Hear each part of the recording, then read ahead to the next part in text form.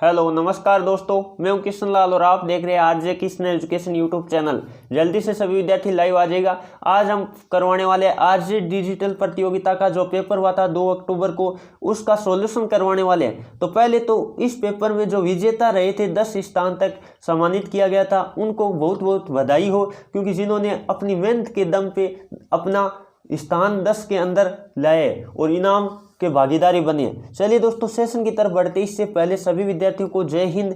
अब बात कर लेते हैं, उनमें हम बात करें प्रथम 3 स्थानों के मैं नाम बोल देता हूं। प्रथम स्थान पर रहे परमानंद रायका, द्वितीय स्थान पर रहे विजय सियाग और तृतीय स्थान प्राप्त किया राजेंद्र गोदारा ने। तो उनको बहुत बहुत बधाई हो जिन्होंने 10 तक जिन्होंने भी स्थान प्राप्त किया। और आगे से आप प्रत्येक कंपटीशन में भाग लेने की कोशिश कीजिएगा ताकि आप अपने शिक्षा के क्षेत्र में अपना नाम रोशन कर पाए। चलिए दोस्तों, बिना देरी के सेशन की तरफ बढ़ते हैं। फर्स्ट क्वेश्चन आपके स्क्रीन के सामने लेते हैं, व्याख्या के साथ हम हल करने वाले हैं। तो जिन विद्यार्थियों ने ये पेपर डिजिटल प्रतियोगिता में आरजे डिजिटल प्रतियोगिता में भाग नहीं लिया था वो भी पूरा देखेगा ताकि आप भी चेक कर पाओ कि हम पेपर किस तरह का करवाया था। चलिए दोस्तों, सेशन की तरफ बढ़ते हैं। फर्स्ट क्वेश्चन आपके स्क्रीन के सामने लेते हैं। दोस्तों, फर्स्ट क्वेश्चन इस सेशन का आपके स्क्रीन के सामने आ गया। जिन विद्यार्थियों ने भी पेपर नहीं दिया जरूर देखेगा और लाइव चैट में साथ साथ जवाब देते रहेगा ताकि आप भी चेक कर पाओ इस टेस्ट में आपके कितने क्वेश्चन राइट होते हैं। फर्स्ट क्वेश्चन आपका दे रखा है, प्राचीन नालंदा विश्वविद्यालय कहां स्थित है। तो बहुत ही आसान क्वेश्चन था, काफी सारे विद्यार्थी लाइव चैट में जवाब भी सही दे रहे।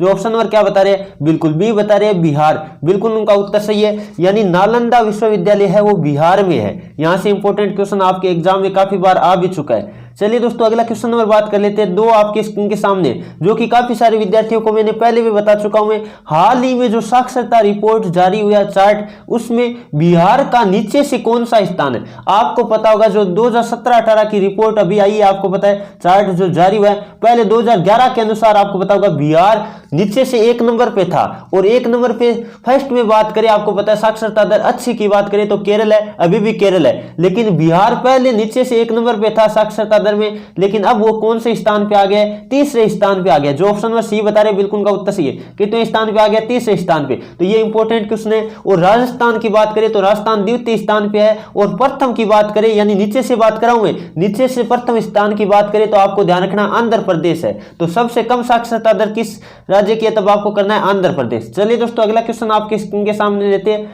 जल्दी से सभी विद्यार्थी क्वेश्चन नंबर 3 का भी जवाब देने की कोशिश करेगा। भारत की सवर कोकिला किसे कहा जाता है। क्वेश्चन ध्यान से पढ़िएगा, काफी सारे विद्यार्थी कोकिला देख के भारत कोकिला की बात करें तब आपको सरोजिनी नायडू करना था, जबकि यहां आपको कहा है सवर कोकिला, यानी सवर के मामले में कोकिला किसे कहा जाता है। तो जो ऑप्शन नंबर क्या बता रहे हैं, बिल्कुल सी बता रहे लता मंगेशकर। बिल्कुल उनका उत्तर सही है। काफी सारे विद्यार्थी क्वेश्चन ध्यान से नहीं पढ़ते, उसी कारण उसका क्वेश्चन गलत हो जाता है। और मैं हमेशा कहता भी हूं क्वेश्चन को पहले ध्यान से पढ़िएगा फिर जवाब लगाने की कोशिश करिएगा। तो आपका ऑप्शन नंबर क्या राइट होगा, सी राइट होगा। अब यहां से काफी सारे क्वेश्चन बन रहे हैं, मैं थोड़ा सा बता देता हूं। भारत कोकिला की बात करें सरोजिनी नायडू करना है, जो कि भारत की प्रथम महिला राज्यपाल थी यूपी से, यह भी आपको याद रखना है। चलिए दोस्तों, आगे बढ़ते हैं। अगला क्वेश्चन नंबर 4 आपकी स्क्रीन के सामने आ गया। बहुत ही शानदार क्वेश्चन है। क्या दिया था मैंने, सैनिक विद्रोह के समय भारत का गवर्नर जनरल कौन था। पहले बात तो क्वेश्चन ऐसे बनता है, सैनिक विद्रोह हुआ कब था।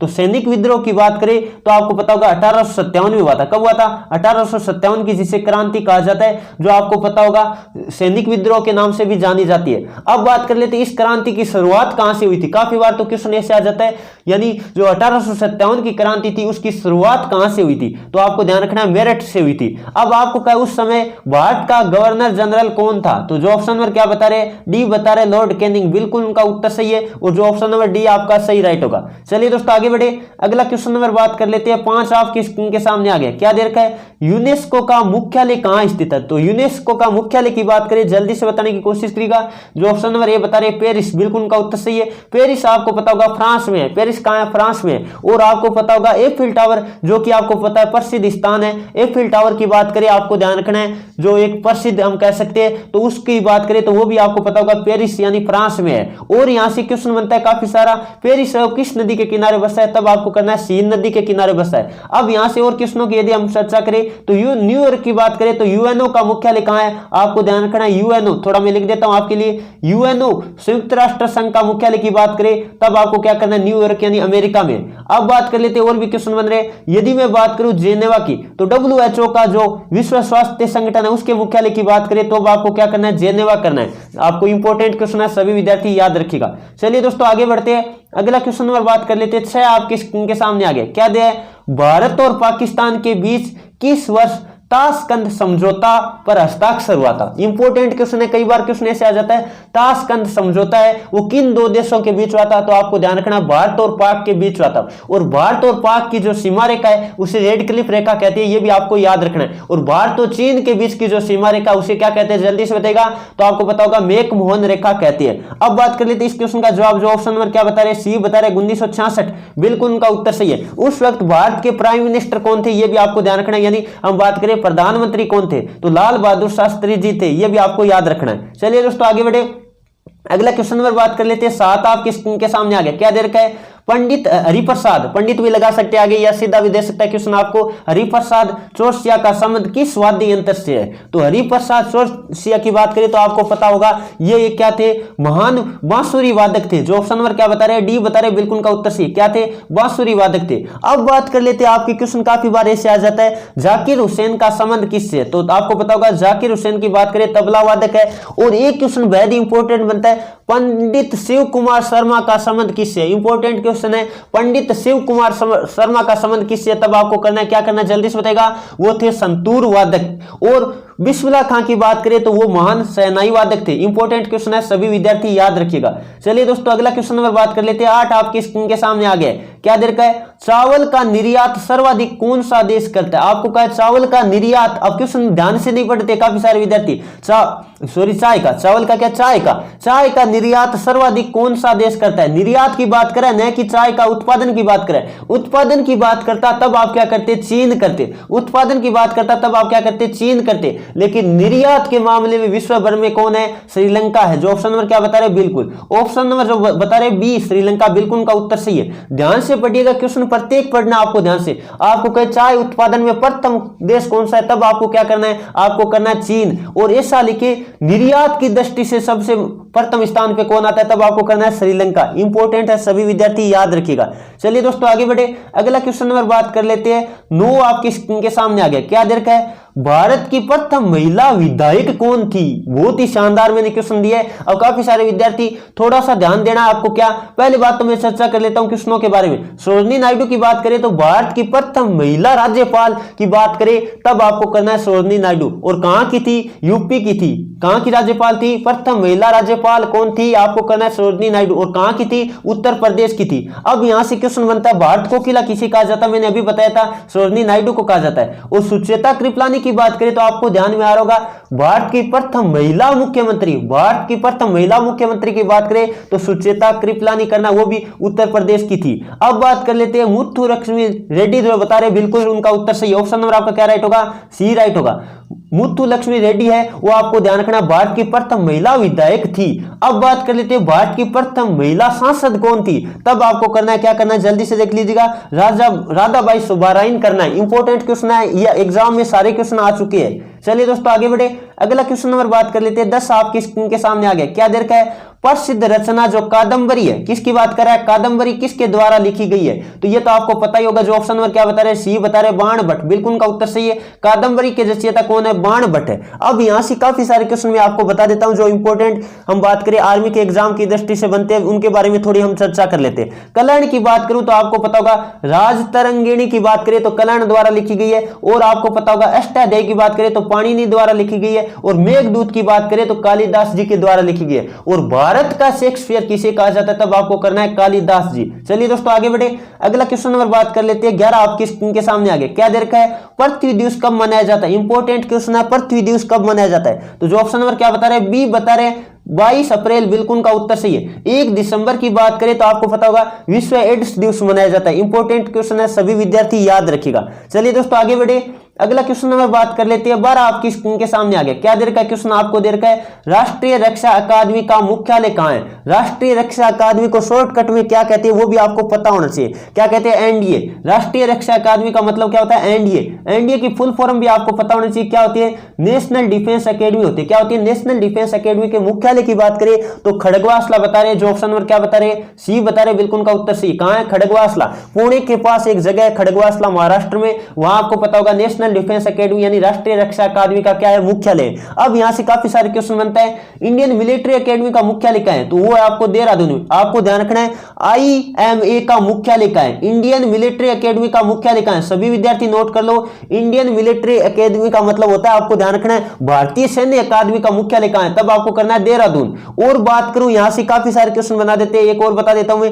INA इंडियन नेवल अकेडमी का मुख्यालय कहां है, जल्दी से बताएगा। INA का मुख्यालय क्या है, इंडियन नेवल अकेडमी का मुख्यालय क्या है, भारतीय नौसेना अकादमी का मुख्यालय कहां है, तब आपको करना है कन्नूर। कन्नूर कहां पड़ता है, केरल में पड़ता है, ये भी आपको याद रख लेना है। चलिए दोस्तों आगे बढ़े, अगला क्वेश्चन नंबर बात कर लेते हैं। 13 आपकी स्क्रीन के सामने आ गए। जल्दी से सभी विद्यार्थी इसका भी लाइव चैट में जवाब देने की कोशिश करेगा।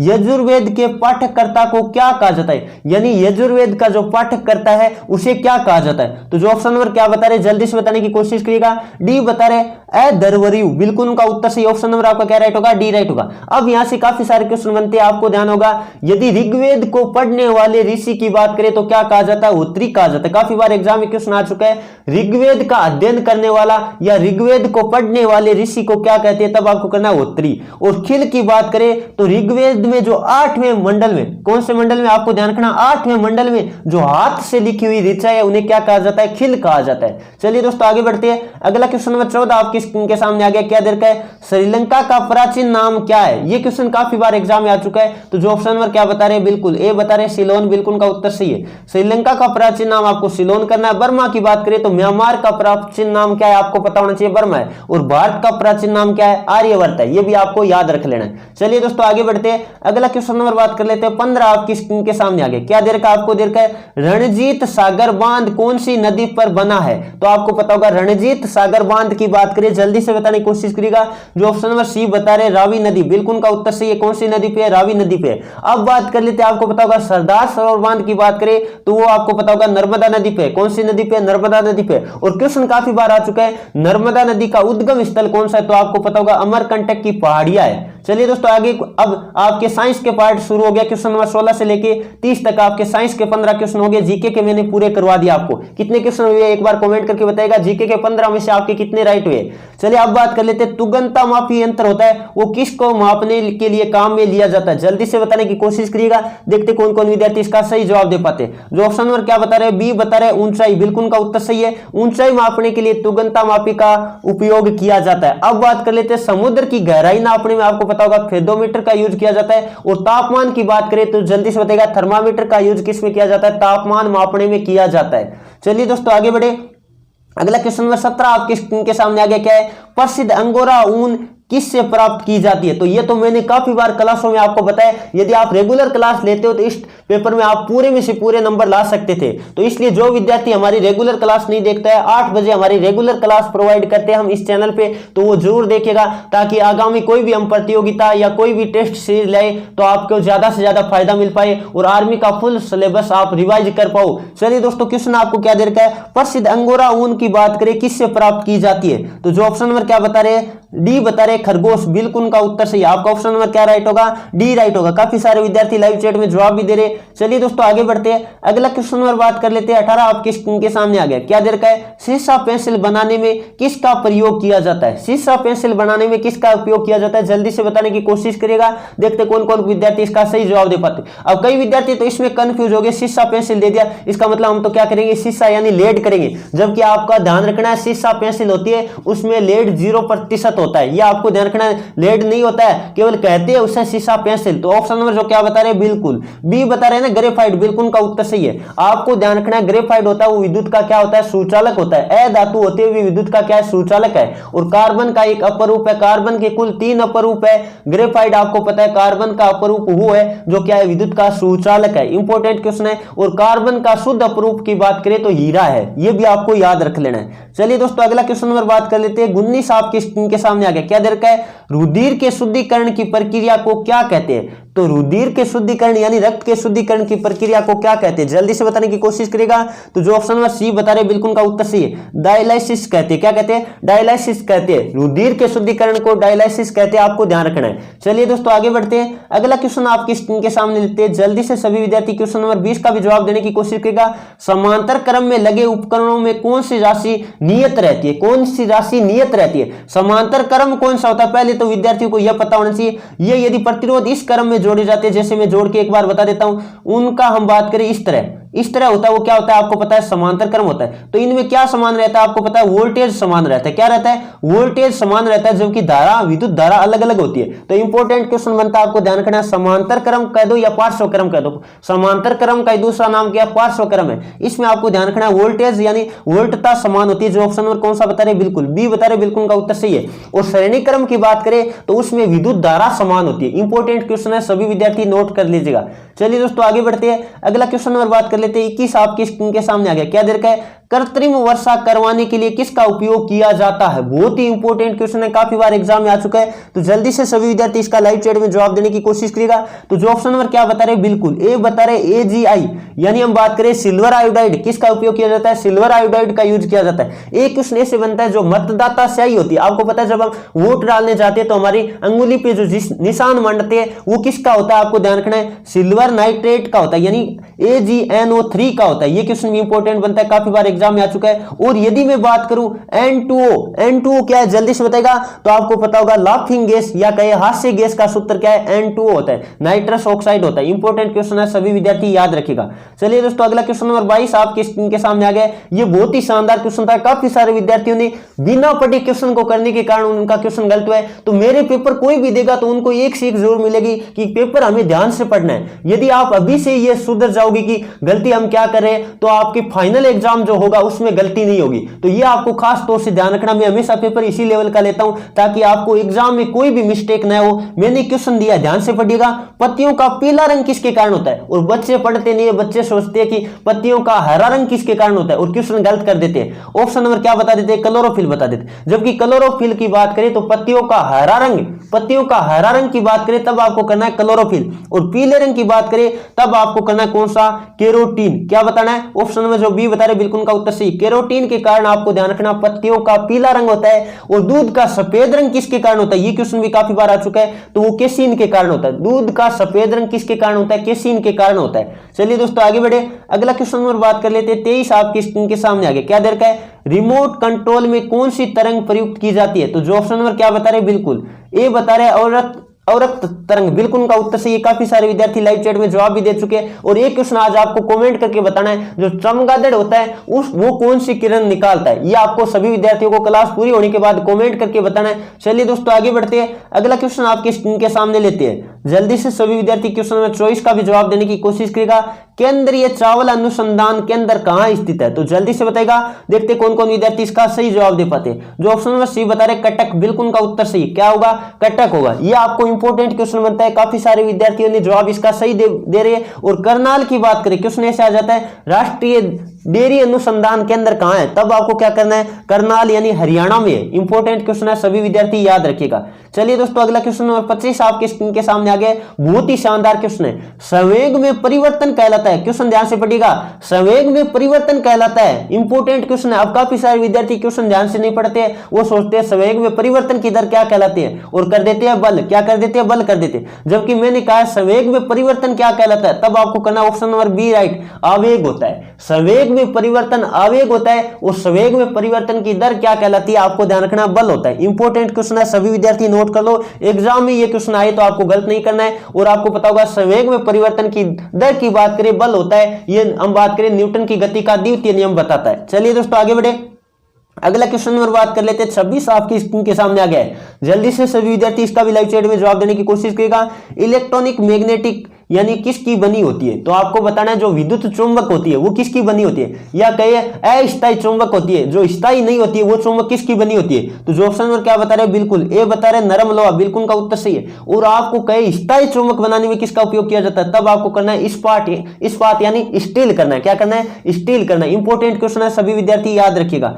चलिए दोस्तों आगे बढ़ते हैं। अगला क्वेश्चन नंबर 27 आपके स्क्रीन के सामने आ गया। क्या दे रखा है? हेली नामक धूमकेतु का परिक्रमण काल कितना है? बहुत ही शानदार क्वेश्चन है, काफी बार एग्जाम में रिपीट हो चुका है। तो जो ऑप्शन नंबर क्या बता रहे हैं, सी बता रहे 76 वर्ष, बिल्कुल का उत्तर सही है। ऑप्शन नंबर आपका क्या राइट होगा? सी राइट होगा। अब बात कर लेते हैं वो अंतिम में कब दिखाई दिया था। अंतिम में कब दिखाई दिया था आपको ध्यान रखना है, 1986 में दिखाई दिया था। कब? 1986 में अंतिम बार दिखाई गया था। अब आपको कॉमेंट करके बताना है कि आगे कब दिखाई देगा, भविष्य में जो हेली नामक धूमकेतु है वो कब दिखाई देगा। ये भी आज आपका होमवर्क रहेगा, कॉमेंट करके बताना है। जितने भी मैं होमवर्क देता हूं आप प्रैक्टिस कीजिएगा इधर उधर से। यदि आपको क्वेश्चन नहीं आता है तो सर्च के कीजिए, कैसे भी कीजिए, लेकिन आप यदि एक बार वो कोशिश करोगे याद करने की क्वेश्चन तो वो जिंदगी भर आप नहीं भूलोगे। चलिए दोस्तों आगे बढ़ते हैं। अगला क्वेश्चन नंबर बात कर लेते हैं 28 आपके स्क्रीन के सामने। क्या दे रखा है? स्कर्वी रोग किस विटामिन की कमी से होता है? बहुत ही शानदार क्वेश्चन है, जल्दी से सभी विद्यार्थी इसका भी लाइव चैट में जवाब देने की कोशिश करेगा। स्कर्वी आपको पता है मसूड़ों में खून आना, इस तरह की जो बीमारी होती है वो किस कमी के कारण होती है? जल्दी से बताएगा। ये विटामिन सी की कमी से होती है। और विटामिन सी की बात करें तो प्रयुक्त स्रोत की बात करें ज्यादा किसमें पाया जाता है? आपको पता होगा खट्टे फलों में विटामिन क्या पाया जाता है? सी पाया जाता है। जैसे होता है आंवला होता है, यानी खट्टे फल होते हैं उनमें क्या पाया जाता है? विटामिन सी पाया जाता है। अब बात कर लेते हैं विटामिन ए की कमी से कौन सा रोग होता है? रतौंधी रोग होता है, जो कि आंखों को प्रभावित करता है। और विटामिन बी की कमी से बेरी या मंद बुद्धि से संबंधित जो भी रोग है, बेरी हो गया, एनीमिया हो गया, ये रोग किसकी कमी से होता है? विटामिन बी की कमी से होता है। और विटामिन डी की कमी से हड्डियों से संबंधित बीमारी होती है, आपको पता होगा उसे क्या कहते हैं? रिकेटस कहते हैं। हड्डियों से संबंधित बीमारी होती है वो रिकेटस होती है, विटामिन डी की कमी से होती है। और विटामिन डी की बात करें तो हमें सूर्य से प्राप्त होता है। चलिए दोस्तों आगे बढ़े। अगला क्वेश्चन नंबर बात कर लेते हैं 29 आपके स्क्रीन के सामने आ गया। क्या दे रखा है? चुंबकीय फ्लक्स का अस्थायी मात्रक क्या है? जल्दी से बताइए, कोशिश करिएगा। चुंबकीय फ्लक्स का अस्थायी मात्रक होता है वेबर। जो ऑप्शन नंबर क्या बता रहे हैं? बिल्कुल सी बता रहे हैं, बिल्कुल का उत्तर सही। अब बात कर लेते हैं वोल्टेज। आपको पता होगा विभवांतर या विभव का मात्रक क्या होता है? वोल्टेज होता है। एम्पियर की बात करें तो विद्युत धारा का मात्रक क्या होता है? एम्पियर होता है। और बात कर लेते हैं विद्युत प्रतिरोध का मात्रक क्या होता है? ओम होता है। सभी विद्यार्थी याद रखिएगा।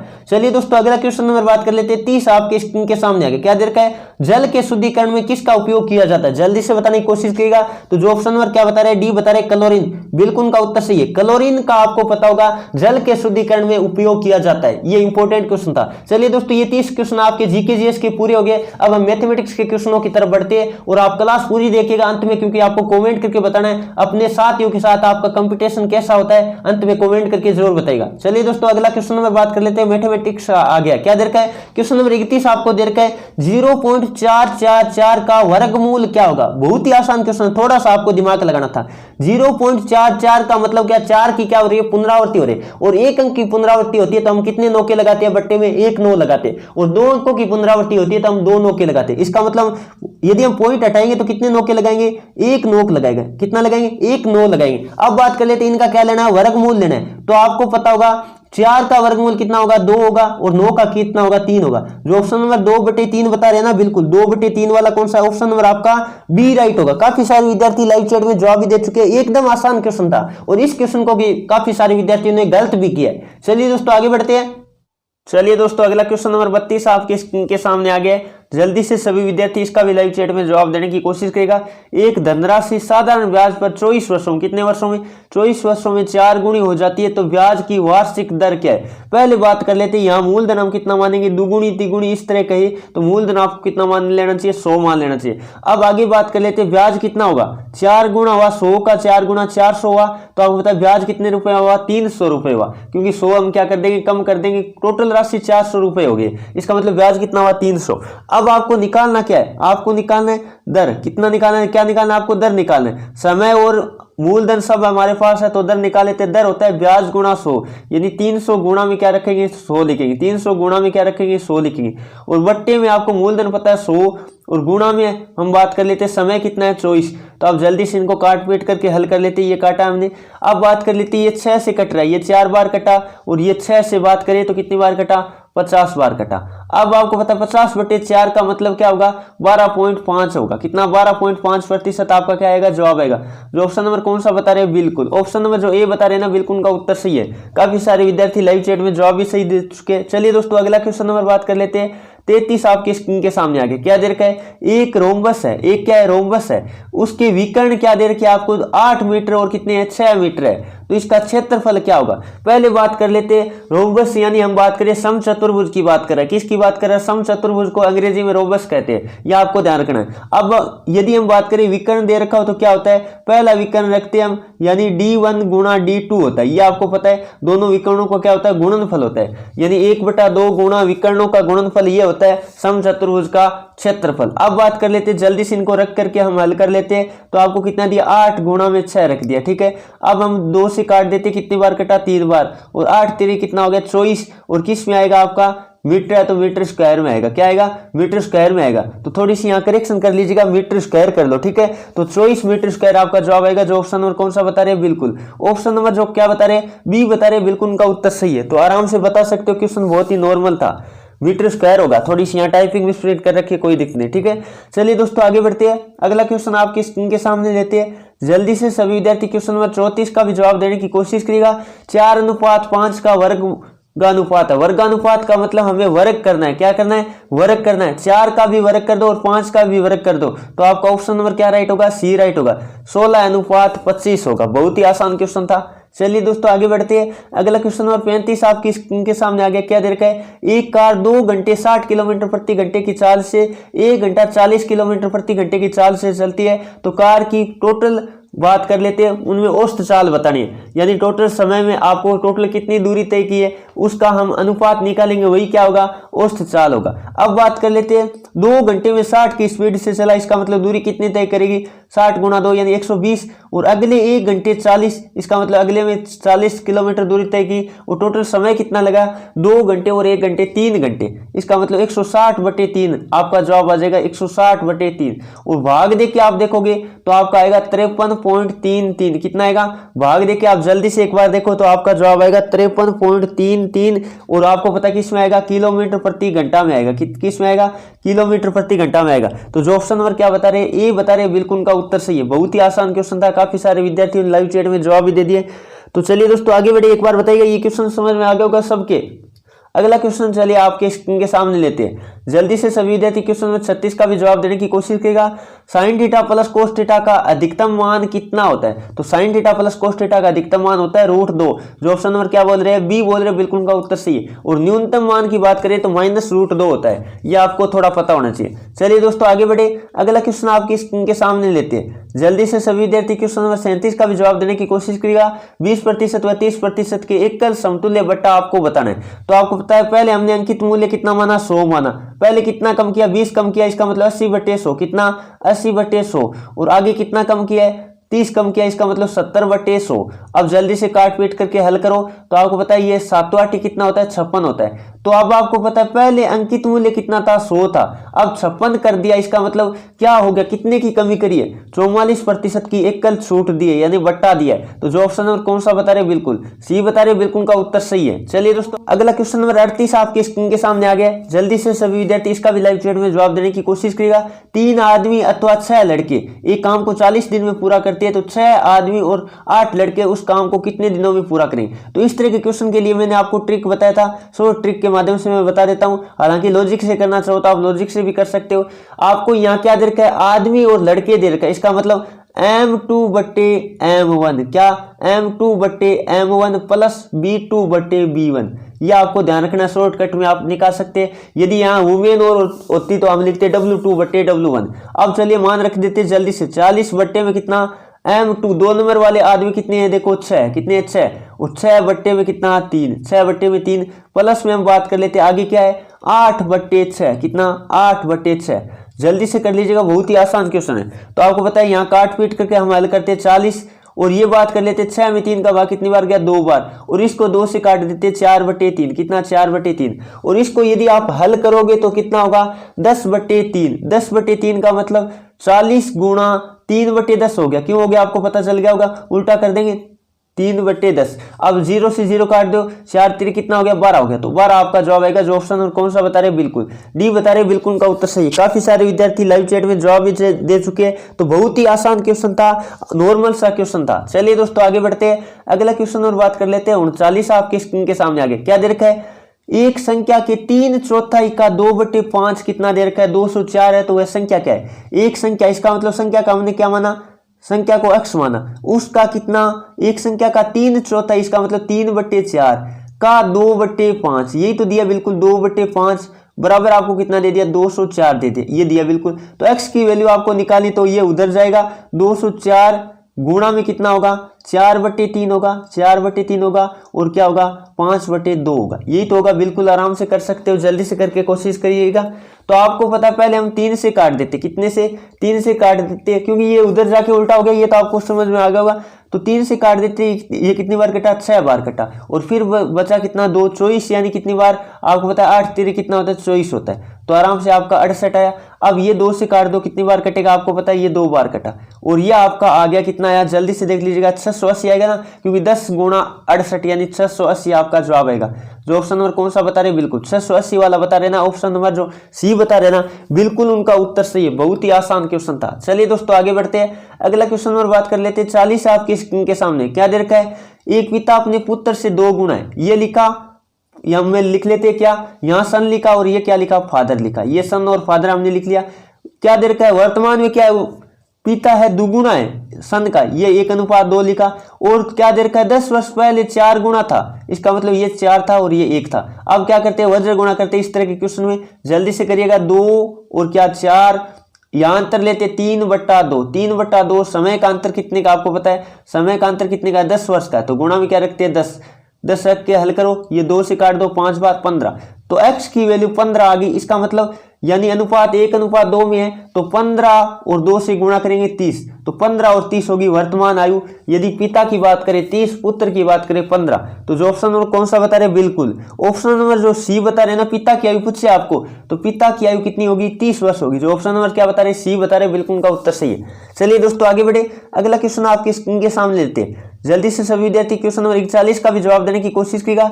a + b + c = 0, तो आपको पता है इसका मान क्या होता है, आपको पता होना चाहिए 3abc होता है। क्या होता है 3abc होता है। तो जो ऑप्शन नंबर कौन सा बता रही है, तो डायरेक्ट आपको याद रखना है। जो ऑप्शन नंबर क्या बता रहे सी बता रहे, बिल्कुल उनका उत्तर सही है। चलिए दोस्तों आगे बढ़े, अगला क्वेश्चन आपकी स्क्रीन के सामने लेते हैं। जल्दी से सभी विद्यार्थी क्वेश्चन नंबर 42 का भी जवाब देने की कोशिश करिएगा। एक वृत्त के एक बाह्य बिंदु से कितनी प्रतिच्छेद रेखाएं खींची जा सकती है। क्वेश्चन बड़ा ही शानदार है, देखते कौन कौन विद्यार्थी इसका सही जवाब दे पाते हैं। ये मैंने वृत्त लिया, इसके एक बाह्य बिंदु से प्रतिच्छेद रेखा खींचने, ये मान लेते हैं क्या है बिंदु है, इस बिंदु से प्रतिच्छेद रेखा आपको पता है कितनी खींचेंगे, आपको पता है इस तरह खींचती जाएगी। प्रतिच्छेद का मतलब काटने वाली, तो क्या होगी अनंत होगी। और आपको कई स्पर्श रेखा, तो स्पर्श रेखा की बात करें तो आपको पता है 2 ही होगी, एक तो यहाँ से स्पर्श करेगी, थोड़ा मैं बता देता हूँ, और एक यहाँ से इधर से, मतलब स्पर्श रेखा की बात करें तब तो होगी 2, और प्रतिच्छेद रेखा की बात करें एक बाह्य बिंदु से तो आपकी होगी अनंत। तो जो ऑप्शन नंबर क्या बता रहे बिल्कुल डी बता रहे, बिल्कुल का उत्तर सही है। प्रतिच्छेद रेखाओं की संख्या अनंत होगी, और स्पर्श रेखाओं की बात करता तब कितनी होती है आपको ध्यान रखना है 2 होती। चलिए दोस्तों आगे बढ़े, अगला क्वेश्चन नंबर 43 आपके स्क्रीन के सामने आगे क्या दे रखा है, 0.5 + 2.5 × 2, तो आपको पता है पहले हम क्या करेंगे गुणा हल करेंगे, तो 0.5 और यहाँ कितना है आपको पता है प्लस में कितना 5, तो आपको पता है जवाब कितना है 5.5 आपका जवाब आ गया। बहुत ही आसान क्वेश्चन था। जो ऑप्शन नंबर कौन सा बता रहे बिल्कुल बी बता रहे ना, बिल्कुल उनका उत्तर सही, आपका जवाब आएगा 5.5। चलिए दोस्तों आगे बढ़े, और क्लास कैसी लगी एक बार कमेंट करके बताएगा। उम्मीद करता हूं क्लास पसंद आ रही है तो क्लास को लाइक कीजिए और अपने दोस्तों में शेयर कीजिए, और जो विद्यार्थी पहली बार चैनल पे आए चैनल को सब्सक्राइब करके बेल आइकन ऑन कर लो, ताकि जब भी हम सुबह 8 बजे रेगुलर क्लास ले तो आपके पास नोटिफिकेशन आ जाए। चलिए दोस्तों अगला क्वेश्चन क्या दे रखा आपको अनुपात दे रखा है, तो आपको पता है मध्य पदों का गुणा बराबर क्या करेंगे बाह्य पदों के गुणा के बराबर करेंगे। तो आपको पता है 3x बराबर कितना, 3x बराबर 8 × 6, तो 3 से काट दो, जल्दी से कितनी बार कटा 2 बार, और आपका कितना आया 8 × 2 का मतलब आपका 16 जवाब आएगा। जो ऑप्शन नंबर कौन सा बता रहे बी बता रहे, बिल्कुल उनका उत्तर सही है। बहुत बढ़िया, काफी सारे विद्यार्थी लाइव चैट में जवाब भी दे दिए। चलिए दोस्तों आगे बढ़े, अगला क्वेश्चन आपके स्क्रीन के सामने लेते हैं जल्दी से सभी विद्यार्थी। अगला क्वेश्चन नंबर 45 जो कि मैथमेटिक्स का अंतिम क्वेश्चन है, क्या दे रखा है 1 से 100 तक कितनी भाज्य संख्या है। पहले बात कर लेते हैं 1 से 100 तक भाज्य कि अभाज्य की बात कर लेते हैं। अभाज्य संख्या कितनी है आपको पता है 25 है। कितनी है 25 है। और आपको पता है भाज्य और अभाज्य दोनों मिलाकर कितनी है, मिलाकर कितनी है 99 है। क्यों है 99? क्योंकि एक नया तो भाज्य और नई अभाज्य। तो 99 में से 25 घटा देंगे क्या आ जाएगी, भाज्य आ जाएगी। तो भाज्य कितनी आएगी जल्दी से घटा लीजिएगा, तो आपको पता है 74 आएगी। कितनी आएगी 74 आएगी। आपको पता चल गया होगा कई विद्यार्थी 75 करके आ जाते हैं, वो 100 में से घटा देते हैं। ध्यान देना 99 में से घटाना पड़ेगा। तो जो ऑप्शन नंबर क्या बता रहे बिल्कुल सी बता रहे, बिल्कुल का उत्तर सही है। चलिए दोस्तों आगे बढ़े। अब रीजनिंग का पार्ट शुरू हो गया। आपको क्या दे रखा है, क्वेश्चन नंबर 46 में दे रखा है विशुद्ध बराबर परमाणविक। क्या है, परमाणिक है। विशुद्ध होता है वो क्या, परमाणिक होता है। वर्ग तृष्णा क्या होती है, एक भ्रम होती है। तो जो ऑप्शन नंबर कौन सा बता रहे हैं, ये बता रहे ना, बिल्कुल का उत्तर सही है। रीजनिंग का क्वेश्चन है। चलिए दोस्तों अगला क्वेश्चन नंबर 47 आपके स्क्रीन के सामने क्या दे रखा है, आपको दिया अरुण रोहित का पिता है। अरुण है वो रोहित का क्या पिता, ये रोहित का पिता वो मैंने ऊपर लिख दिया, ठीक है। अरुण है वो रोहित का पिता है। आगे दिए रोहित माला का भाई है। ये रोहित है, ये माला का क्या है, भाई है। माला को मैं गोल चक्कर कर देता हूं क्योंकि स्त्रीलिंग है, ठीक है। आगे बात कर लेते हैं माला का भाई। माला दिलीप की पत्नी है। माला किसकी पत्नी है, ये दिलीप लिखा, दिलीप की क्या है, पत्नी है। सॉरी यहाँ चौकोर कर देते हैं, दिलीप के लिए चौकोर कर दिया, पुरुष के लिए मैंने चौकोर किया, ध्यान दीजिएगा। अब बात कर लेते हैं आगे क्या दिया है, ये चौकोर है, ठीक है ना, थोड़ा सही कर लीजिएगा यहाँ दिलीप के ऊपर, क्योंकि दिलीप क्या है, पुरुष है, पत्नी है। तो दिलीप का रोहित से क्या रिश्ता है, तो ये दिलीप, और आपको पता है जब कोई बहन का पति होता है वो उसके क्या लगेगा, जीजा लगेगा। तो जो ऑप्शन नंबर कौन सा बता रहे हैं, बिल्कुल ऑप्शन नंबर जो क्या बता रहे हैं, डी बता रहे हैं, बिल्कुल का उत्तर सही है। चलिए दोस्तों आगे बढ़े। अगला क्वेश्चन नंबर 48 आपके स्क्रीन के सामने आगे क्या दे रखा है, यदि आने वाले कल के 2 दिन बाद, आने वाले कल के 2 दिन बाद क्या है, शुक्रवार है, तो बीते हुए कल के 2 दिन पहले कौन सा वार है। तो बहुत ही आसान क्वेश्चन है। पहले बात तो हम कर लेते क्या, आपको पता ये मान लेते हैं क्या, आज है। ये क्या है, आज है। थोड़ा मैं लिख देता हूं, ये आज है, टुडे है, ठीक है। आगे क्या दिया है, आने वाले कल, आने वाला कल ये होगा, उसके कितने 2 दिन बाद, यानी 1 और ये 2 क्या है, शुक्रवार है। लिख लिया हमने, शुक्रवार है, ठीक है, शुक्रवार हुआ, ठीक है। अब क्या कह रखा है, तो बीते हुए कल के 2 दिन पहले, ये बीता हुआ कल हुआ 2 दिन पहले, यानी ये वाला आपको बताना है क्या है। तो आपको बताइए शुक्रवार है, तो शुक्रवार से पहले क्या आता है, आपको पता है बृहस्पतिवार आता है, और फिर बुधवार आता है पहले, बुधवार से पहले मंगलवार आता है, मंगलवार से पहले सोमवार आता है, और सोमवार से पहले रविवार आता है, और रविवार से पहले क्या आता है, शनिवार आता है। तो आपका जवाब क्या होगा, शनिवार होगा। जो ऑप्शन नंबर कौन सा बता रहे हैं, शनिवार वाला। ऑप्शन नंबर जो ए बता रहे हैं ना, बिल्कुल का उत्तर सही है। थोड़ा सा ध्यान से एक बार क्वेश्चन पढ़ लीजिएगा, आराम से क्वेश्चन हो जाएगा, बहुत ही आसान क्वेश्चन है। चलिए दोस्तों आगे बढ़े। थोड़ा सा एक बार देख लो, क्योंकि आपको कहा है आने वाले कल के 2 दिन बाद शुक्रवार है, तो ये फर्स्ट और ये सेकंड हमने लेके ये लिख दिया, बिल्कुल कोई दिक्कत नहीं। चलिए दोस्तों आगे बढ़े। एक बार बताइएगा ये क्वेश्चन आपके समझ में आ गया होगा। चलिए अगला क्वेश्चन नंबर बात कर लेते हैं। 49 आपकी स्क्रीन के सामने है, ए डी के बराबर 32 है, तो आपको बी जी आई बराबर बताना है। तो ए डी के, पहले बात कर लेते हैं ए डी के कैसे लिखा है। ए डी के, ए का मतलब कितने नंबर पे आता है, 1 नंबर पे आता है। डी का मतलब कितना, 4 नंबर पे आता है, और इसका मतलब के आता है 11 नंबर पे। तो ये कितना हुआ, 11 1 12 12 16, 16 गुणा 2 कितना होता है, 32 होता है। तो यानी आपको पता है दुगुना किया है, तो इसमें भी दुगुना करना है। आपको पता है बी जी आई। चलिए जल्दी से कर देते हैं। बी का मतलब कितने नंबर पे आता है, 2 नंबर पे आता है। जी का मतलब 7 नंबर पे आता है, और आई कितने नंबर पे आता है, 9 नंबर पे आता है। कितने नंबर पे, 9 9 9 कितना हो गया, ये 18 हो गया ना, 18 दूनी कितना हो गया, 36। आपका जवाब आएगा 36। जो ऑप्शन नंबर कौन सा बता रहे हैं, बिल्कुल सी बता रहे हैं, बिल्कुल का उत्तर सही है। तो बहुत ही आसान क्वेश्चन था, काफी सारे विद्यार्थी लाइव चैट में जवाब भी दे चुके हैं। चलिए दोस्तों अगला क्वेश्चन नंबर 50 आपकी स्क्रीन के सामने, निम्न में से असंगत, असंगत आपको बताना है। तो जो ऑप्शन नंबर क्या बता रहे हैं, बिल्कुल ऑप्शन नंबर जो सी बता रहे हैं, बिल्कुल का उत्तर सही अंग्रेजी होगा, क्योंकि बाकी आप बात कर लेते हैं अंग्रेजी आपको पता है विषय भी है, सब्जेक्ट भी है, और साथ में क्या है, भाषा भी है। जबकि गणित है, रीजनिंग है और विज्ञान है, ये केवल सब्जेक्ट है, लैंग्वेज यानी भाषा नहीं है। तो ऑप्शन नंबर आपका क्या राइट होगा, सी राइट होगा। ये थी दोस्तों आज की क्लास। आपके कितने क्वेश्चन राइट हुए आप कमेंट करके जरूर बताएगा।